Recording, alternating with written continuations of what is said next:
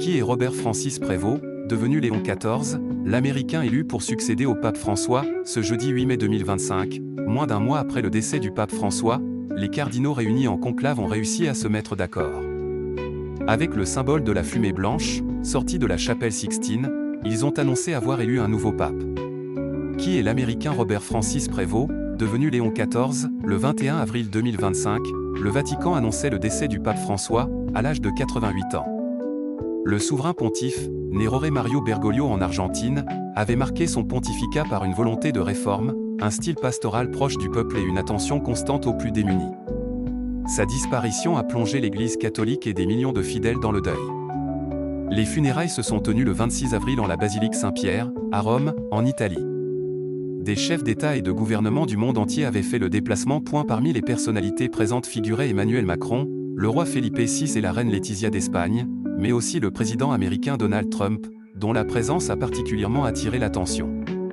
Ce dernier a notamment eu un bref échange avec le président ukrainien, Volodymyr Zelensky, en marge de la cérémonie, une conversation qualifiée de très productive par la Maison-Blanche, bien que son contenu exact reste encore inconnu. À la suite de la disparition du souverain pontife, les cardinaux du monde entier se sont réunis à huis clos au Vatican pour un conclave. Ce processus, profondément ancré dans la tradition de l'Église, prévoit que seuls les cardinaux de moins de 80 ans participent à l'élection.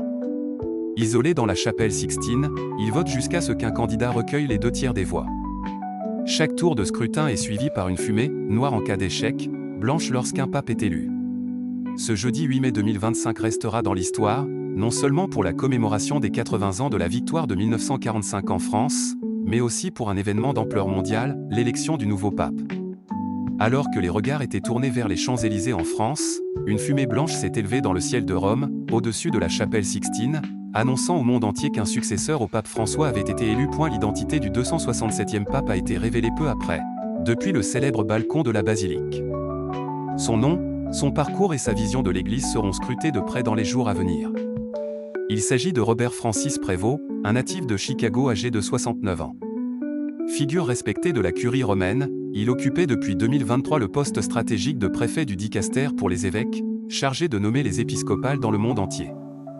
Il présidait également la commission pontificale pour l'Amérique latine, un rôle clé dans les relations entre le Vatican et ce continent en pleine mutation religieuse.